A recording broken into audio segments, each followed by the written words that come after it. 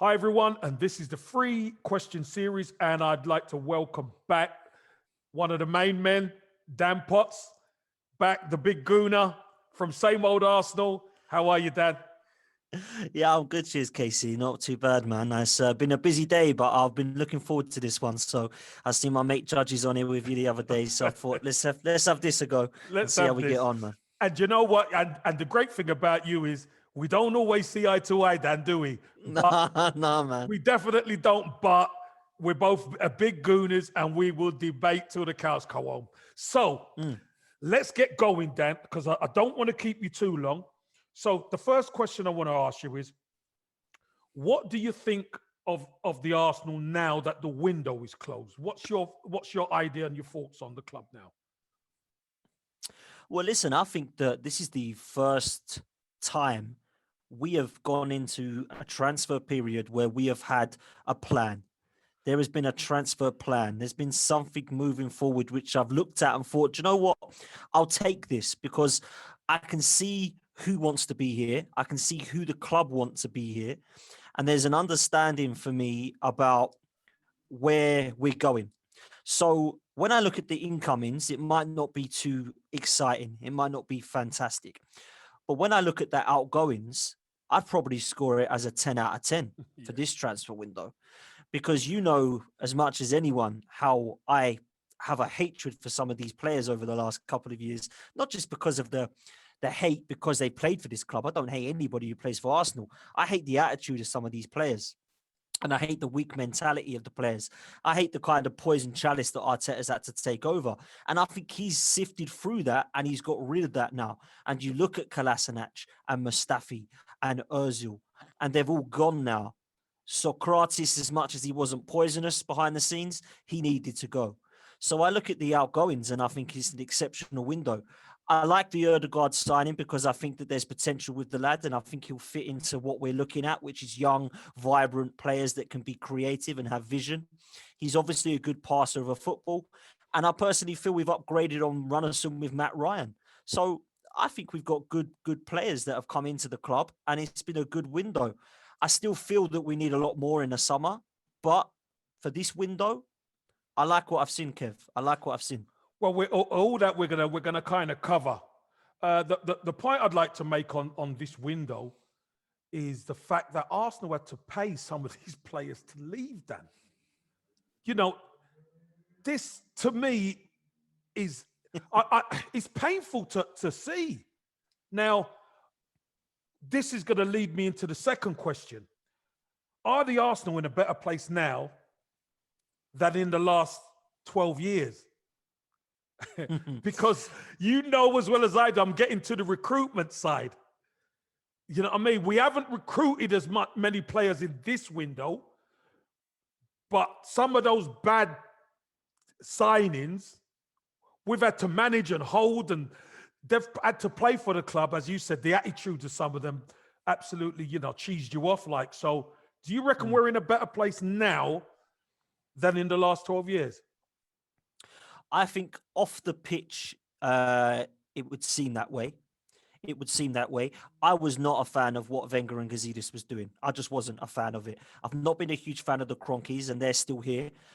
But if you were to look at what we were like 12 years ago on the pitch, then we're not as good. We don't have the Alexis Sanchez, the Cazolas, the Ramses, the Fabregases of this world.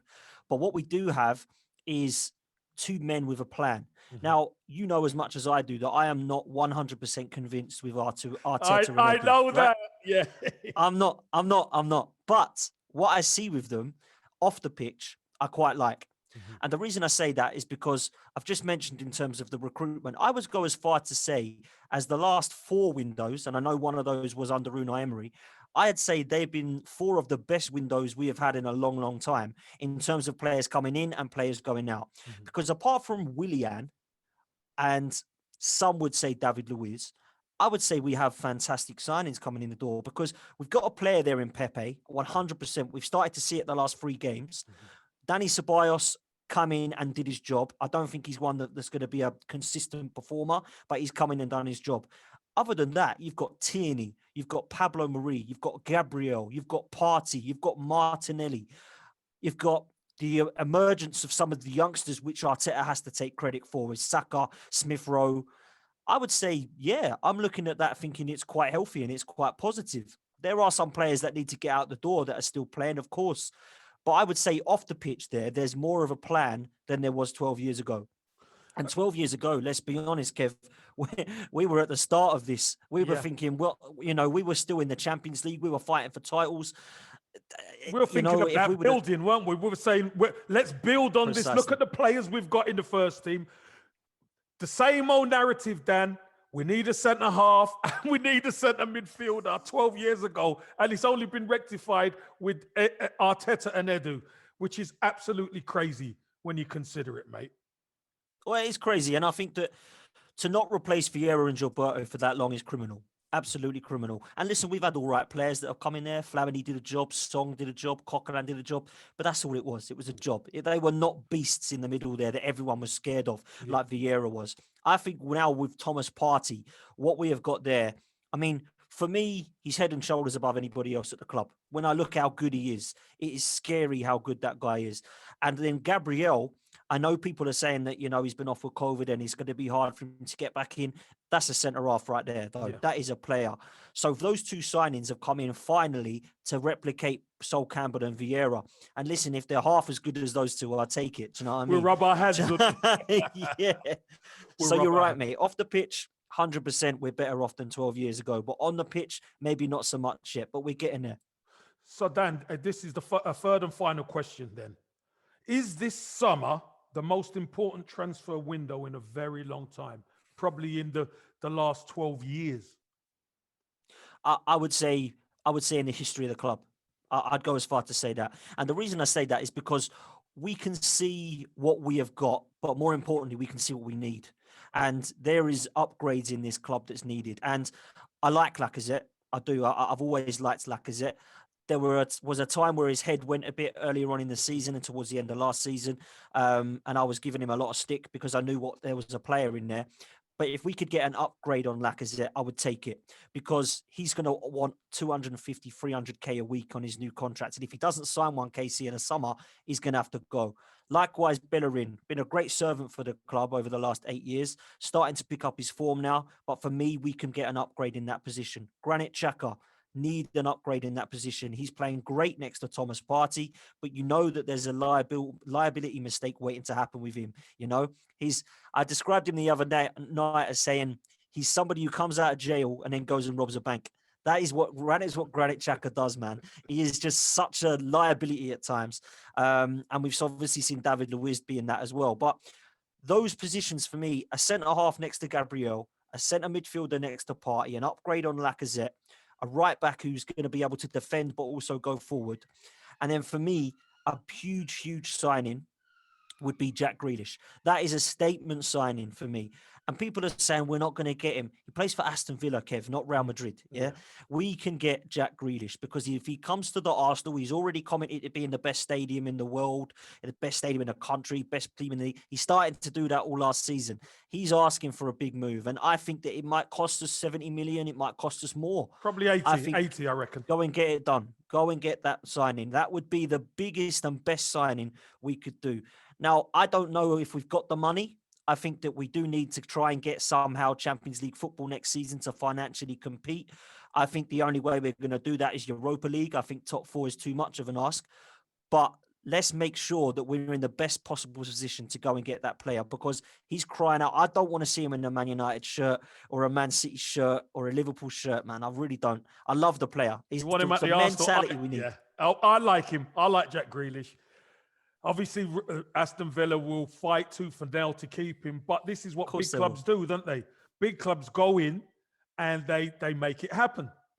And, I just see Arteta and Edu, they've opened up that wage pot now because now they're saving money in the wage pot. We might not have the money for the big transfers. We might have money for one big transfer, Dan. This is where you're coming from. We might only have the big money for one, but I think it doesn't need a load of massive transfers. It probably only needs one. and then you add the other pieces in and around that. Listen, if we go and get Jack Grealish, of course, that's going to be a huge amount of money spent. But if you add to the Jack Grealish, a Bissouma from Brighton and a Buendia from Norwich, you're starting to go, okay, that's maybe 20 million here and there. Sometimes you can go and get a gem like Martinelli or Guendouzi for like a 6 or 7 million, who have both been good, by the way. I know people don't like Guendouzi because he's had to be good, but he's a player. He's a baller. So, and they didn't cost much at all. So that one big signing can lift you. And look what Bruno Fernandes did to Manchester United as one-off signing. That was a big signing. Jack Grealish could do that for us. I think he has got everything in his locker to be a sensational footballer. Oh, he is a sensational footballer already. Isn't he? Do you know what I mean? Yeah. He's already doing it in the Premier League. Go and get that man. I'd love to see him. I think him and Kieran Tierney, that is just two players I love mentality-wise. Yeah, absolute quality. And Jack Grealish can play anywhere. He can play right, left, centre mid. He can play at 8. He can play at number 10.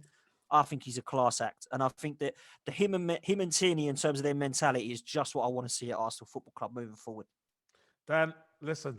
So Jack Grealish is number 1 on your hit list. I love it. I love it. Listen, I mentioned about Jack Grealish. I thought, he is an Arsenal player on that left-hand side, creating all sorts of problems. I also said Zaha. I mentioned Zaha previously because he's someone that a defense has to account for. So it leaves other gaps for the likes of Aubameyang and Saka and Pepe. And the key for what I see, Dan, is we cannot ever have enough good players at the top end of the pitch, because we saw it in the FA Cup where when Mikel Arteta needed to rotate, the rotation wasn't strong enough. We need stronger rotation. So if Jack Grealish comes in and you got Odegaard, you got Saka, you got Emil Smith-Rowe, you got Pepe. Now you're starting to see we could put whoever in whatever place and we're just as strong. Yeah, and I agree with that. And I think that it's the same up top. Manchester City have been doing it for ages. They've had about 12 players that can all play up there. To choose from, yeah. To choose from. They're lucky, but I don't think we're ever going to get to that stage. But what I will say is that if you start to have some youngsters, which we've already bled in, they can be part of your squad, not just your first team. Because although I agree that Saka should be playing for Arsenal 100% because he's clearly good enough, he's a youngster that some people would want to mold in, and we're having to play. And we're not just him, Smith-Rowe as well, Martinelli. They're becoming our kind of, not an option, they're becoming our solution.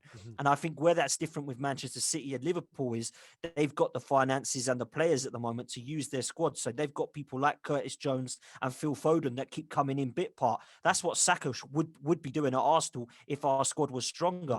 So in a way, it's great for players like Saka and Martinelli and Smith-Rowe, but we need the players around them now. And I think that's what Arteta will look to do. Listen, the last 3 games, and I said this to you last night, the last 3 games I've started to see a style. It's the only time I can only talk about what I see. I can't sit there and talk about what we're going to be like in the future. A lot of people can see them visions. I don't. I just look at what I'm seeing on the pitch. And what I've saw, forget the result last night. It was a disaster, yeah? But what I saw in the first half was brilliant football. What I saw against Southampton was promising. What I saw against Manchester United, which we were quite unlucky, that could have gone either way, to be fair, was good football. I'm seeing the high press. I'm seeing passing from the back, which we kind of did under Unai Emery. I'm seeing passing in triangles, which Saka and Smith-Rowe have kind of infused the likes of Lacazette. He's getting more out of Pepe. We've got Tierney to come back. Martinelli's still got to get fit. Partey still ain't even 100% fit. Yeah. Aubameyang's now back in the mix. So these players, Granit Xhaka's playing out of his skin all of a sudden next to Thomas Partey. Rob Holding has been given the plaudits, which he rightly deserves. We've got Gabriel and Pablo Mari to come back. We should be positive, because at the moment we're starting to see things move forward. I was sick of the death of seeing Willians and Joe Willock and Eddie being thrown on for 20 minutes. It weren't working, and I was asking questions about what is your plan B? Now I'm starting to see a style, Kevin. I'm starting to see an understanding of where he's going with it, and we're starting to see in this window where he sees the player's future, because he clearly didn't want Mustafis and Kolasinacs and Ozils. He's made that clear by getting rid of them. So this is, I feel now we're kind of, the fans and Arteta and Edu, they're kind of doing this. They was like this to start with. Now it's kind of getting to that stage. So we should be excited, I can only go by what I'm seeing. Dan, I've got to ask you this question. Go on. the fan base kind of went on meltdown a little bit when they heard that Mikel Arteta offered Mustafi a contract. Do you believe it? Because you know what? I don't. There's no way. There is no way, in my opinion, there is no way Mikel Arteta offered Mustafi a contract. No chance. Well, it looks like that's not the case now, doesn't it? Because obviously he's no longer at the club. So that would be my answer. No. Good. But I think when you hear it, it's enough to drive you crazy. Do you know what I mean? Now, listen, you hear rumors and you never know how true they are. But the reason I thought this one was true, and I'll tell you why I thought it was true. He's done it with Luiz. He's done it with Xhaka. He was begging Maitland-Niles to stay, and they don't really understand why at the end of it. He was more than happy to be playing the likes of Kolasinac and Mustafi in the Thursday night games. So all of it was like, this might be true because he's playing them. And I was worried. I was thinking, please, that can't be right. So luckily now, these players are out the door. And listen, fans are going to go on meltdown 100%, man. You know that more than me. But I think when it gets to the stage of Mustafi, his allegiances were clearly with the other two that left. Yeah. Ozil and Kolasinac. You saw how many photos there were of them together. And the minute them two went, he was gone. And good riddance to him. You know, I don't wish harm on any Arsenal player to have a shocking season. Good luck to them all. They've all played for the club. Thank you very much, but see you later. Absolutely. They've all played for the club, but thank you very much. It's good riddance, not see you later, and I hope you be terrible wherever you go. I'm not like that, you know. I've never been like that. So as far as I'm concerned, they've given me a lot of pain, yes, but they're gone. They're in the past now. They're not part of our future. And that's what I wanted, Kev. I wanted to see young, vibrant players part of our future. And we're seeing that now. I'm seeing a lot more exciting football of the last few games that I can be happy about. And that's what I wanted. Because I wanted people get it twisted with me. I was never Arteta, get the hell out the door. I always wanted it to be, show us what you can got, because I still haven't seen it yet. I still haven't seen it. Well, hold on a minute. Hold on a minute, Dan. We've seen glimpses. And if you remember when he first came in, we played.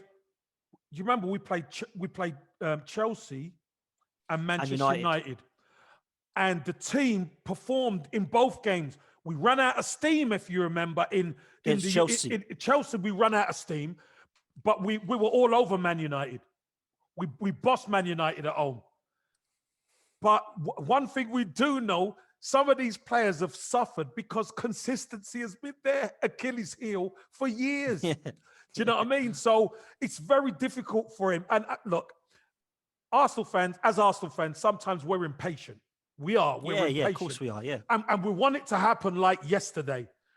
But when you think about it, Dan, it's probably only 12 months along. And here we are again, and we're starting to see the team gelling. You know, he's sorted that dressing room out. He's got the dead wood out, or the deadly wood out. And now we're starting to see Pepe all of a sudden is turned up to the party. Yeah, yes. Do you know what I mean? Whereas even I've questioned Pepe. You know, he's not consistent enough. Can he do it week in, week out? The last three, I mean, the goal he scored against Wolves last night was sensational, wasn't it? So, it was class. So we just hope that they can continue building on what they're doing. And I think that is the one thing that we all want to see now is our performances, because I think with the league, I know a lot of people were saying top four is on and it's doable still and stuff like that. But I've always been fairly consistent with my thoughts about where we're going to finish, and I think it'll be similar to last season. But what I do think now, if you would have said to me this time last year that we were going to win the FA Cup, I would have said you were dreaming, right? I would have said no chance. So why can't we dream about the Europa League now? Because the way I see it is this: the performances have been there over the last 3 games, so it proves they can do it. So what we need now is the team to be together, come together. Now we've got rid of them poisonous players, to come together in the dressing room and say that we want to be winning something like we did last season. Now we can't win the FA Cup, and I do still blame him for that, but we won't go into that. We've already spoken about that enough. But for me, the Europa League is massive now. That is our biggest game. So if you have to sacrifice the game against Manchester City in order to win Benfica, then you do it, as far as I'm concerned, because the Europa League for me is the number one priority, because that gets us that route next season into where we want to be in the Champions League. And people can sit there and say, oh, you just want finances. There's nothing to do with finances. We want to compete with the best in the world because we're Arsenal. That's why I want to be in the Champions League, not because we might then be able to afford a couple of players, because we've attracted some of the worst players I've ever seen in my life with Champions League football. So it's nothing to do with that. I want to see us go all out in the Europa League, and I think that we could do it if we stick together and keep these performances going, because it has been good, Kev. Well, It has been. Dan, do we have a squad to compete? Maybe we don't have a squad to compete in all 4 trophies, but we're only in 2 of them now. Well, we're only in 1 of them. No, I'm So- sorry. I mean about, talking about Champions League. Even when we were in better positions, we weren't really competing. We were just, it's great that we're in the Champions League, but we weren't doing anything. We were going up against the best teams in Europe, like Bayern Munich, and getting done 10-2. That's not competing. Well, Do you understand that's what why. I mean? That's no, I'm with you why. now. That's why I wouldn't mind it even taking another season, because we'll be a lot stronger as a football club. Listen, we win it. I'm not turning it down for whatever. I'm not turning it down. But a season on, it will be Arteta's team. There'll be his players recruited in the summer. And you know what? For all the recruitment they've done, if there's going to be a couple who haven't worked out in a Willian and David Luiz at times, he drops a clanger. That ain't bad considering these are supposed to be novices.